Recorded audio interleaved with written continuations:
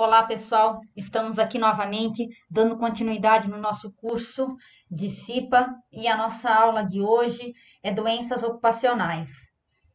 É uma aula importante novamente, que ela é mais técnica porque traz dos tipos de doenças que a gente tem no ambiente de trabalho, quais podem ser originadas, quais são os sinais e sintomas, o que pode causar. Então, é uma aula um pouco mais técnica novamente. Então, por isso que a gente traz ela com mais na íntegra e com mais imagens para vocês tomarem mais conhecimento. Vamos lá. Doenças ocupacionais são aquelas produzidas, adquiridas ou desencadeadas pelo exercício da atividade ou em função de condições especiais. As doenças ocupacionais podem ser doenças profissionais e doenças do trabalho. Sim, tem diferenças entre elas, que são quais? A doença profissional é aquela produzida, desencadeada no exercício do trabalho, ou seja, é referente à atividade que ele está exercendo, né? Isso é o artigo 20 da Lei 82/13. E o que ela caracteriza? Pela exposição do trabalhador ao agente nocivo, comuns em trabalhadores que exercem a mesma atividade. Então, é considerado doença profissional aquelas inerentes à atividade em que ele vai estar trabalhando. Ou seja, vamos citar um exemplo aqui, que é a perda auditiva decorrente à exposição a ruído em operadores de motosserra, ou ainda silicone em trabalhadores de mineração, que estão expostos ao risco da inalação do pó da sílica. Então, são exemplos de doenças profissionais, que são doenças desencadeadas, então, relativa à atividade, àquela função. Já, então, as doenças do trabalho é aquela desencadeada ou adquirida em decorrência de condições especiais, em que o trabalho em questão é realizado e como ele se relaciona diretamente. Então, também é a mesma lei que identifica essas duas diferenças e é caracterizada pela exposição do trabalhador em agentes nocivos não comuns a todos os trabalhadores que exercem a mesma atividade. Essa doença do trabalho, então, ela tem a ver com as condições de trabalho e não com a profissão. Um exemplo de doença do trabalho, a perda auditiva decorrente de exposição a ruído, vamos supor, em um local que trabalha um contabilista. Nesse caso, é considerado doença do trabalho, visto que não é comum a todos os profissionais de contabilidade que exercem essas atividades expostos a elevados níveis de ruídos, ou seja, tem relação com o trabalho, mas não tem relação direta com a atividade que o trabalhador desenvolve no exemplo que a gente está colocando, a contabilidade. Nessa questão, então, é referente à exposição, à condição do trabalho que esse colaborador ele está exposto, e não a função generalizada. Principais doenças que a gente tem no trabalho. Vamos lá, a gente vai ver várias doenças que a gente considera as principais, então. Dorvalgias, que são hérnia de disco, problema de coluna. Transtorno das articulações. Quais são as principais causas? Levantamentos repetitivos e força com uso do tronco, levantamento e transporte de peso, posturas inadequadas, obesidade e sedentarismo, fatores não necessariamente ocupacionais, porém muito significativos. Então, a gente consegue ver que o movimento repetitivo ou força em um ponto, levantamento e transporte manual, postura inadequada e obesidade e sedentarismo, sim, possuem uma grande influência sobre essas doenças que a gente relacionou acima. A prevenção, então, para essas doenças é o quê? Adequação do mobiliário e equipamentos, fracionamento das cargas, do número de repetições, redução da velocidade da execução das tarefas, pausa, exercícios preparatórios e compensatórios, programa de incentivo à educação alimentar e à prática regular de atividades físicas. Então, este último se referindo à obesidade e ao sedentarismo, no caso, que pode causar os transtornos, principalmente nas articulações, devido ao excesso do peso, a carga ser muito maior, então acaba causando ali as doenças nas articulações. Principais doenças ainda, transtornos mentais. A gente tem a depressão, que muitos estudiosos consideram o mal do século, ansiedade, estresse. Então, são doenças que a gente tem como os transtornos mentais. É quando provocado por fatores organizacionais, a empresa pode pressionar, então, psicologicamente seus funcionários, aumentando o ritmo de trabalho, eliminando pausas e repousos, diminuindo o número de funcionários e restringindo o uso, inclusive, de sanitários. Então, quando a demanda ela é alta, acaba causando esses transtornos ao colaborador. Quais são as principais causas, então? Alta demanda, imprecisão quanto a expectativas. Então, muitas vezes a empresa tem uma alta demanda, ela impõe que o funcionário precisa alcançar aquela determinada meta, que muitas vezes as metas inalcançáveis. O funcionário não que ele é proibido de ir ao banheiro, fazer uso dos sanitários, porém, como ele tem aquela meta a ser alcançada, ele com medo acaba restringindo o uso do banheiro. Então, acaba causando ansiedade, estresse, entre outros problemas, né? O trabalho expressamente monótono, quando ele é monótono, ele também pode causar o estresse. Percepção de trabalho sem importância. Muitas vezes as pessoas são colocadas e elas não sabem para que aquilo serve, ou muitas vezes sabe e para ela aquilo não é relevante, não é importante. Violência no trabalho, quando se tem um caso de violência, de pressão, ou mesmo de supervisores ou de colegas. Situações momentâneas e súbitas de alto nível de estresse, também pode ocasionar, então, os transtornos mentais.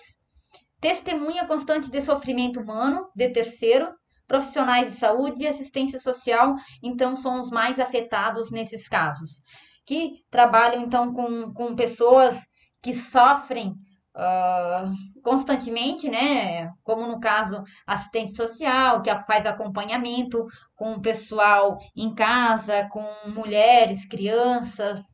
Então, acaba sendo pessoas possibilitadas, aumentando a chance de ter essas doenças mentais.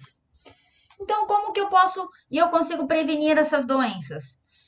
Definição de metas adequadas, metas que os colaboradores consigam alcançar, boas relações interpessoais, isso não só vai da parte do líder ou do supervisor, e sim também do próprio colaborador ou da pessoa que está trabalhando, melhora da comunicação, reconhecimento do valor do trabalho realizado. Então, outro fator muito importante, até vai se fazer com que ela se sinta importante, essa pessoa, esse colaborador, né? Programas de prevenção da violência nas atividades com riscos elevados de assaltos, envolvimento ou repressão de atos violentos. Então, fazer uma campanha de prevenção nesse sentido. Programa de apoio e acompanhamento de profissionais vítimas de violência no trabalho ou submetidas a situações de estresse agudo de alta intensidade. Acompanha de profissionais, geralmente com psicólogos, e de profissionais que lidam constantemente com o sofrimento humano de terceiros. Então, tem profissionais que fazem o acompanhamento dessas pessoas que estão diretamente envolvidas nesses casos. Ainda como as principais doenças, a gente tem varizes nos membros inferiores. Outro problema que afeta muitas pessoas, principalmente as mulheres. Quais são as principais causas? O trabalho em pé ou sentado, com pouca movimentação. Se a pessoa fica em pé demais, pode causar, não é intercalado o tempo de ficar em pé ou o tempo de ficar sentado, então acaba causando essa pouca movimentação, causando as varizes, então aquelas veinhas que muitas pessoas conhecem. Obesidade e sedentarismo, fatores não necessariamente ocupacionais novamente, né? Tem a ver com a qualidade de vida na maioria das vezes. De que forma que pode se prevenir? Análise ergonômica das tarefas para adequação do mobiliário e equipamento, permitindo a alternância de postura e mobilidade de posto de trabalho. Nesse caso aqui, quando se traz a NR17, trazendo a análise ergonômica no setor de trabalho, eles conseguem indicar, na maioria das vezes, cadeiras, não dá para sentar, mas aquelas que ficam semi-sentadas, que consegue descansar então as pernas. Então, nesse caso, principalmente para pessoas que andam muito ou que ficam muito tempo em pé e que em algum determinado tempo da função dela, no processo de trabalho dela, ela poderia muito bem sim se descansar as pernas, então, ficando na posição semi-sentada, né? Com aqueles bancos, banquetas que é conhecido. Então, daria para se fazer nessa situação. E exercícios preparatórios e compensatórios, além de ginástica laboral, né? Ter pausas para estar fazendo, então, um alongamento ou uma movimentação nas pessoas que trabalham, então, na posição sentada. Além disso, programas de incentivos à educação alimentar e a prática regular de atividade física de intensidade moderada, que é a mesma situação anterior. Por quê? Porque a gente tem obesidade e sedentarismo novamente causadoras, então, que pode causar membros inferiores nas varizes. Transtornos auditivos, principalmente perda auditiva. Principais causas: exposição a ruídos. E aqui, novamente, a gente menciona, a maioria das vezes acaba causando essa perda auditiva no ambiente de trabalho, exposição de ruído por ficar ali 8, 9 horas em exposição a ruídos excessivos.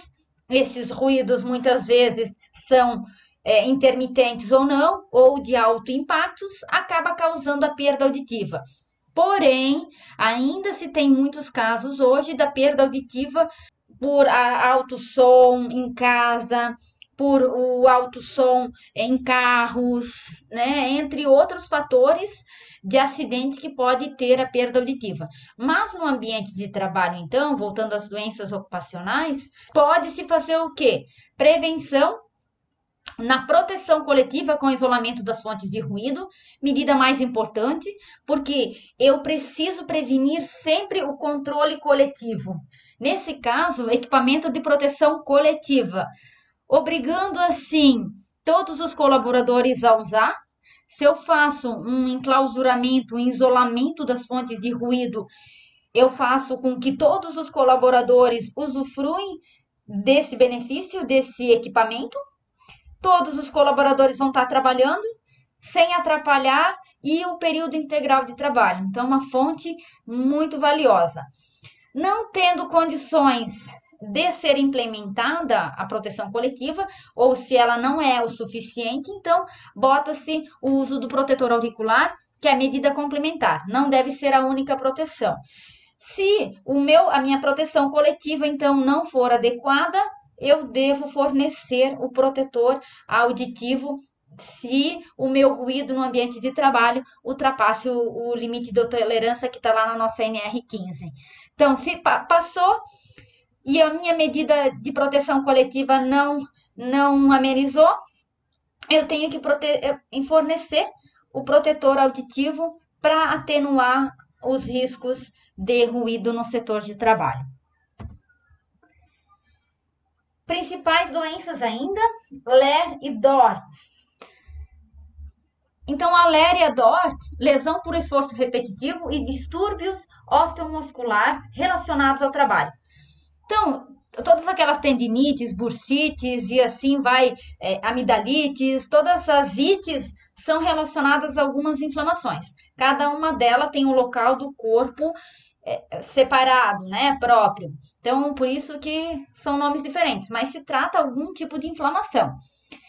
Então, as principais causas da LER e da DOR: posturas Muitas vezes, por estar com o ambiente de trabalho, o material de trabalho, a cadeira, a mesa, enfim, o local de trabalho ou a máquina inadequada, então essa postura ela é inadequada devido à ferramenta de trabalho não estar de acordo com o fisiotipo do colaborador.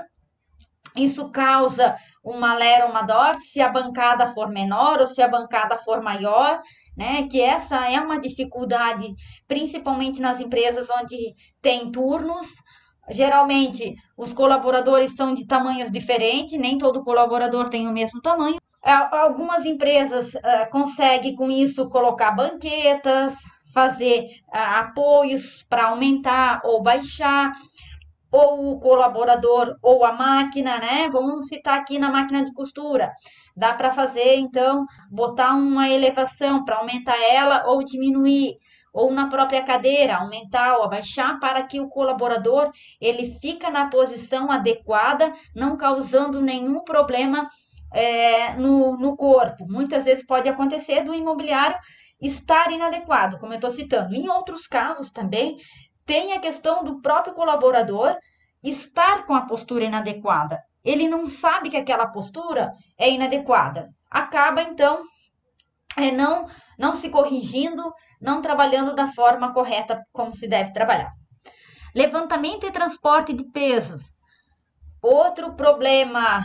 Então, por quê?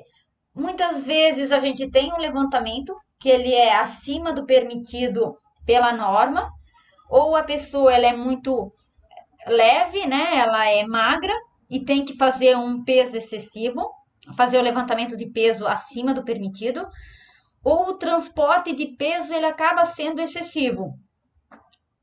No caso aqui, a gente pode citar como pisos irregulares, buracos no piso, a gente pode citar ou a carga que está sendo transportada, como os pallets ou as paleteiras, né, que é considerado ser excessivo do permitido. Então, tem vários problemas que pode causar a LER e a DORT. Então, são pontos também que a CIPA consegue identificar no setor de trabalho. Foi no local de trabalho, verificou, é a postura ou é o funcionário? Quanto ao levantamento e transporte manual, ele consegue, aquele peso está sendo permitido para o biotipo dele? O transporte de peso, a paleteira, o peso, a caixa ou o que for sendo transportado, está sendo dentro dos limites? Como está o piso da organização? Ele é regular? Ele é liso? Não tem problema de parar a minha paleteira? Agora vamos lá, quanto à jornada de trabalho? Ela está sendo respeitada ou ela é prolongada? Se ela é prolongada, também pode causar LER e DOR, porque acaba sendo o cansaço muito longo. Então, ajuda nessas doenças. Monotonia e repetitividade, ambas são aliadas, né? A monotonia dá, mas a repetitividade muito mais, né? Citar aqui uma costureira que faz um processo de trabalho às 8 horas. Imaginem vocês com uma costureira ali fazendo uma bainha e fazendo, sei lá, de 1.000, 3.000 camisas a manhã inteira naquele mesmo processo. Então, as mãos acabam indo automáticas. Então, a repetitividade é aliada nisso também. Procedimentos rígidos de trabalho. Quando o procedimento ele acaba sendo muito rígido, as pessoas acabam trabalhando rígidas, acabam sim causando essas doenças. E ausências de pausas em tarefas que exigem descanso periódico. Principalmente, a gente tem nas nossas normas, cada uma das tarefas, quando ela tem um esforço físico intenso, então precisa ter pausas entre um período e outro. Então, quando não se tem, auxilia a ter a LER e a DOR. O que a gente pode fazer, então, de prevenção? Adequação do mobiliário, redução da necessidade do número de repetições, pausas em exercícios preparatórios e compensatórios para estar amenizando as causas acima. definição de metas adequadas, boa relação interpessoal, clareza sobre o que é esperado a cada profissional. Programas de incentivo à prática regular de atividade física e ingestão frequente de líquidos. Então, são pontos que a gente consegue tratar para minimizar ou prevenir essas doenças. Como a gente viu, essas doenças do trabalho provocadas pelo uso inadequado ou excessivo de repetitividade, de postura inadequada, dos sistemas que agrupam vasos sanguíneos, tecidos, articulações, ossos, nervos, músculos e ligamentos e tendões. É considerado questão de saúde pública mundial por acometer indistintamente trabalhadores de diversas áreas. Então, como a gente trouxe acima, ou é por postura inadequada, excesso de carga, sem repouso, então acaba sendo um problema mundial, justamente porque afeta todas as áreas do trabalho, né? Então, seja ele nas pernas, na coluna, onde tem os sistemas acima, pode se causar então a LER e a DOR. Vamos falar um pouquinho sobre a ergonomia, porque se eu tenho um imobiliário inadequado, o que é um imobiliário adequado?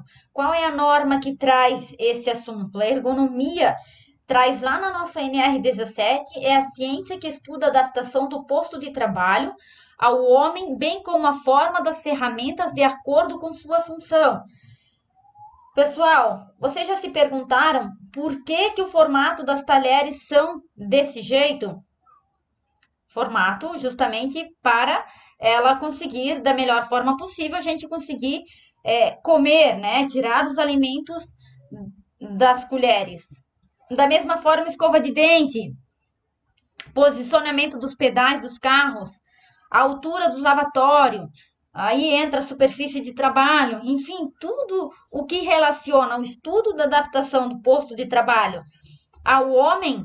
Então, esse estudo que adequa a melhor forma possível é considerado, então, como ergonomia, que busca segurança, qualidade, conforto, custo e, principalmente, a produtividade que vem aliada quando se tem um funcionário satisfeito e sem dor. Quanto à LER e a DOR, aqui ela é subdividida em grupos. Então, é uma partezinha mais técnica, mas eu gostaria que vocês prestassem atenção, porque ela é bem importante. Como a gente tem muitos casos no nosso ambiente de trabalho, vocês vão perceber, pessoal, que alguns grupos, vocês ouvindo a gente tratando aqui, vocês vão dizer, eu já passei por isso, ou o meu colega de trabalho já passou, a minha mãe, meu pai, enfim, se não trata o grupo 1, 2, 3 e assim vai aumentando o grupo e vai cada vez sendo mais difícil ser tratado. Então, é importante que vocês conheçam esses grupos e tomem ciência e, claro, façam as medidas de prevenção antes que se agrave. Vamos lá, então? Grupo 1, transtornos funcionais leves. Os sintomas da dor é pouca intensidade e intermitente e não prejudica a função das extremidades superiores. O trabalhador não tem dificuldades superiores nas tarefas desenvolvidas no dia a dia. Então, a dor ela pode ser pouca e intermitente, mas acaba causando naquele ponto fixo. Grupo 2, os transtornos funcionais moderados. Os incômodos como a diminuição da força, dor, adormecimento, entre outros, são importantes, porém não são graves. A função da extremidade superior continua sendo satisfatória. Evidencia anomalia verdadeira, porém não grave. Moderada e limitada dos movimentos articulares. Dor, a mobilização, desvio dos eixos ósseos, transtornos circulares e a capacidade de esforço continua por um período limitado. Então, percebam que já aumenta a dor, a dormência, entre outros itens aqui. Então, já aumenta o grau. No grupo 3, a gente tem transtornos funcionais médios, já aumentou. São definidos os sintomas de dor, diminuição da força muscular, incômodo e incapacidade devido à perda da massa muscular, deformação. Então, aqui tem um caso bem legal de se trazer, que é aquela questão de quando se faz uma cirurgia ou se tem uma fratura em um dos membros, que dá para se perceber que a massa muscular ela acaba se perdendo, porque devido à dor não se faz o movimento, não fazendo o movimento eu tenho perda da massa muscular. Então, se eu tenho um transtorno funcional que já está me causando a perda da massa muscular, percebam que já é grave essa situação.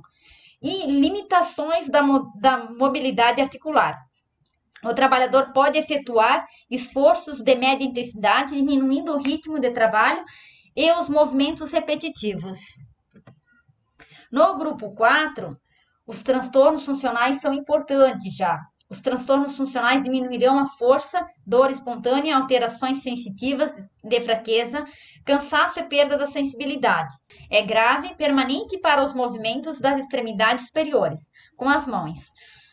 Os exames diagnósticos mostram graves anomalias, intensa rigidez de uma ou de várias articulações, como o ombro, cotovelo, clavícula, ocorrendo assim as atrofias e com restrições para desenvolver suas tarefas diárias. Então, muitas vezes, nesse caso, a pessoa já não consegue mais desenvolver as suas habilidades ou as suas funções no dia a dia. O grupo 5, então, já é transtornos funcionais graves, onde o trabalhador apresenta múltiplas limitações articulares, sinais inflamatórios, perda de força, levando à cirurgia por processo inflamatório, e a capacidade de esforço está totalmente diminuída. Porém, devido à sua autonomia reduzida, precisa de ajuda de um ou de outro para realizar determinadas atividades. Então, já não conseguem mais desenvolver definitivamente as atividades que desenvolvia. Então, essas listas de doença osteomuscular de tecido são relacionadas ao trabalho de acordo com a portaria 1339 de 99. Então, se alguém tiver algum interesse, se quiser buscar saber mais sobre isso, que é interessante, busquem lá nessa lista então. A questão de Ler e Dor, a gente tem maiores tendências em digitadores por realizarem os momentos repetitivos e muitas vezes o ambiente de trabalho ou a ferramenta de trabalho, né, não estar adequado para ficar tanto tempo ali naquele mesmo local parado e digitando, fazendo só alguns movimentos. Então, por isso que é com maior incidência entre essas pessoas. Atendentes de telemarketing, justamente porque agora a gente já tem aqueles fones onde fica apoiado na cabeça, que antigamente ficava apoiado no ombro, mas ainda a gente tem um número muito grande nessas funções.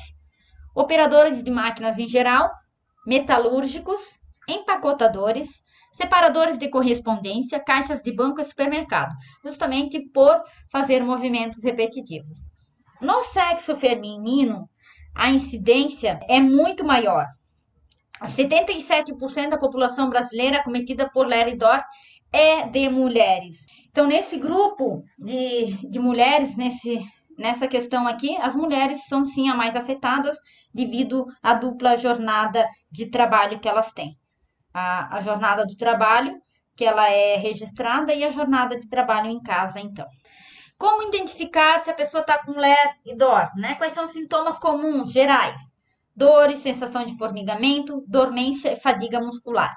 Quando ela começa com muitas dores no mesmo local, né, pessoal? Principalmente nas articulações, como está mostrando aqui no slide, sensação de formigamento, já está com dificuldade, fica esticando os dedos, sinais de dormência e fadiga muscular, ela pode estar desencadeando uma dessas doenças.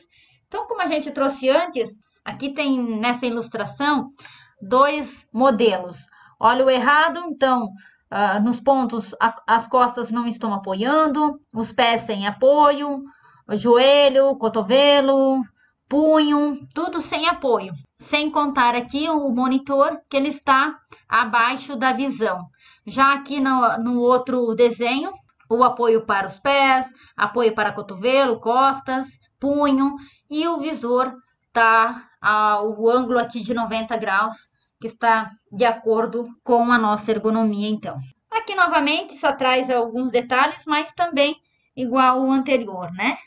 A cabeça, ombros relaxados, as mãos, né? Olhar para frente, então tudo de acordo. E o material de referência bem posicionado, então, que ele consegue trabalhar sem se esticar o tempo inteiro.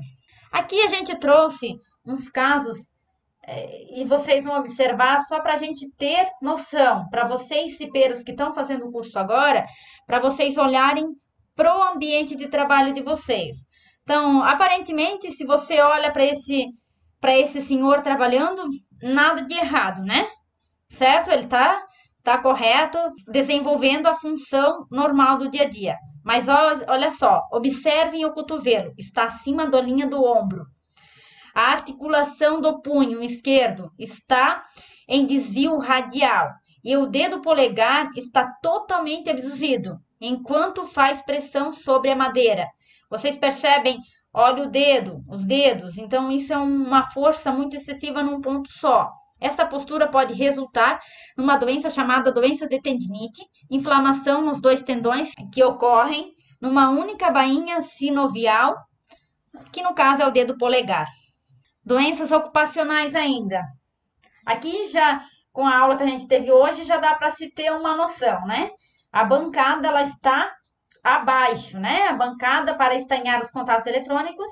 O operador flexiona toda a coluna para obter o alcance dos contatos, pois a bancada é muito baixa. Observe que a estatura do operário é bem alta, então deveria a bancada estar bem acima para ele conseguir ficar na posição correta. Outro caso, tá de óculos de proteção, a princípio tá certinho, né? A banqueta desta vez é estofada, ok, de acordo, mas o eletricista não usa. Por quê? Porque não dá. Não há espaço para as pernas quando se senta de frente à bobina. Trabalho constante em pé. Os cavaletes usados para se apoiar a bobina não têm regulagem de altura. Deveria ter essa regulagem, né? E o eletricista se abaixa para ver o que está fazendo e alcançar os contatos a serem refeitos. Então, por isso que não está ergonomicamente correto, podendo, se ele fica ali muitas horas nesta posição, causar uma LER ou DORP. Aqui tem um modelinho que vocês conseguem ver que é o ideal. Alcance do motor relaciona-se a tudo aquilo que precisamos alcançar com as mãos ou com os pés. Alavanca, botões, chaves, objetos, peças, pedais, etc. Já o alcance visual que se precisa ter relaciona-se a tudo que devemos ver e que conseguimos interpretar.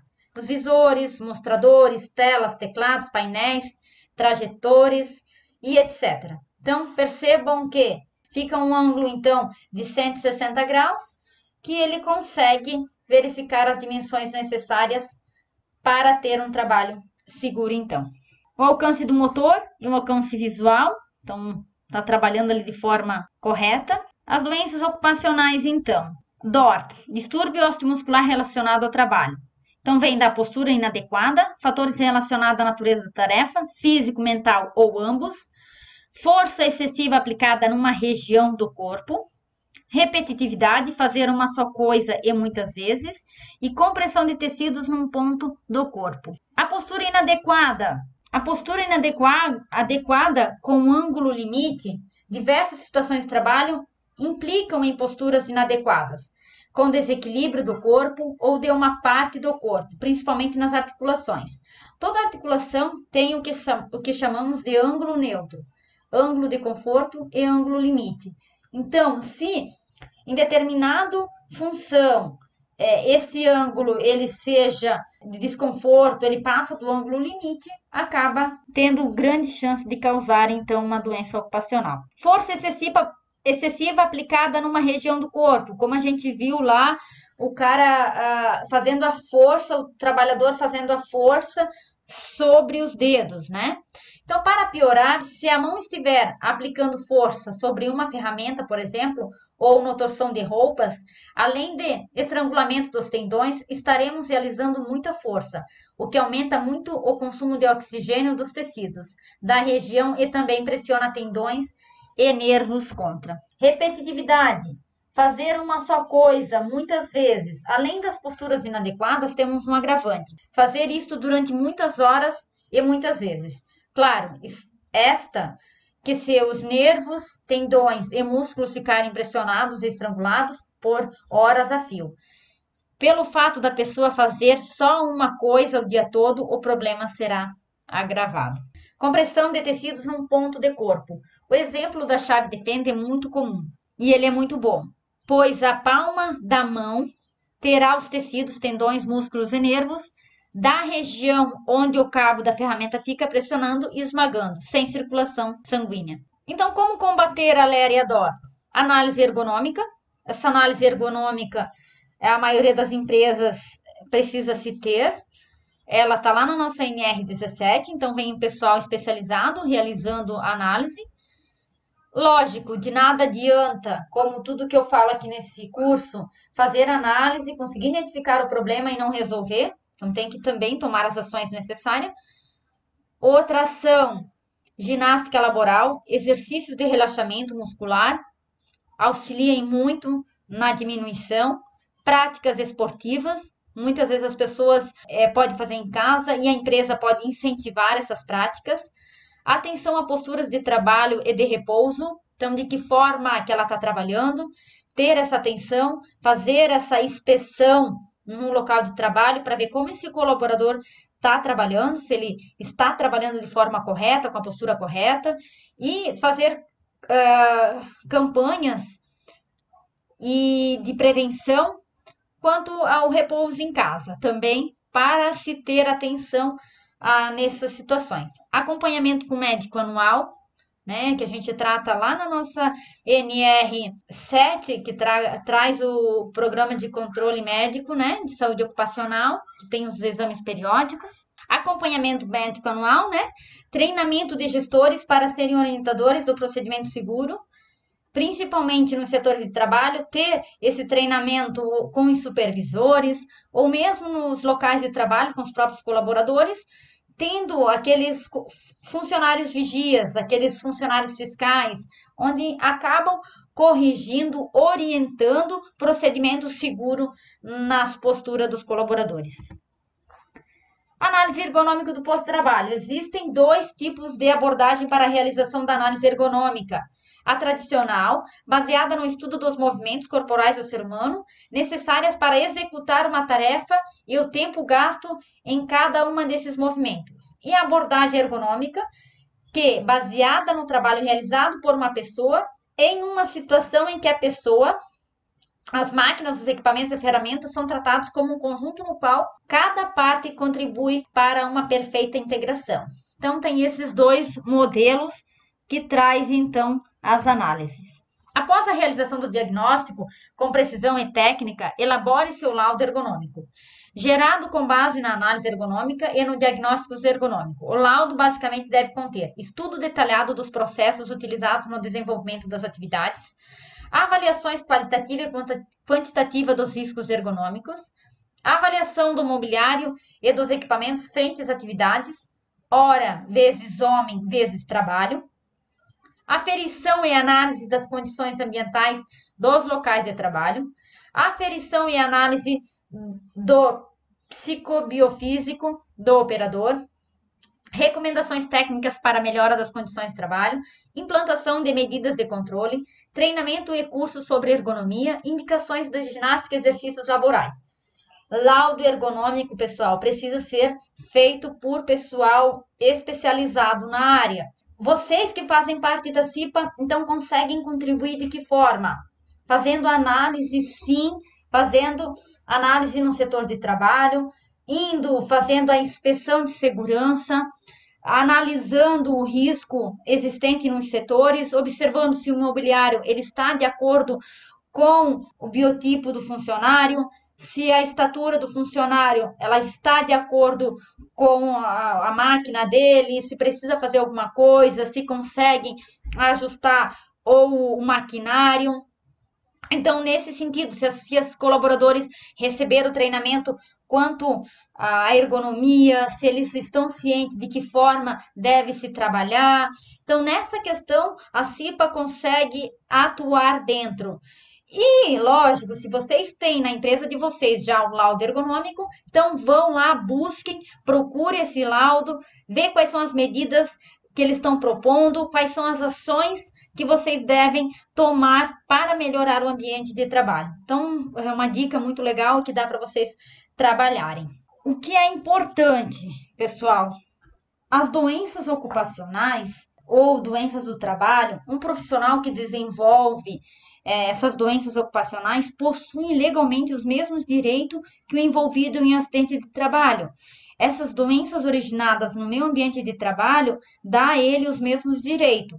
Lá a questão quando a gente viu na nossa aula então de legislação, ou a gente vai ver, né? A gente vai ver na nossa aula de legislação que trata de quais são esses direitos de estabilidade, entre outros ali que a empresa ela tem que providenciar.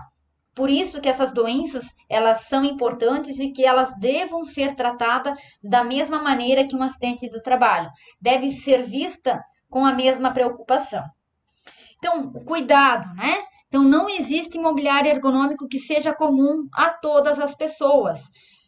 Certo, pessoal? Como a gente viu, tem maquinário que ele é fixo, mas as pessoas não. Então, tem que se adequar, façam mancadas, façam apoio, aumentam máquina, elevam, façam regulagem de máquina, o que for, mas essas pessoas, então, precisam trabalhar de forma que se evite uma doença ocupacional. Até a próxima, então.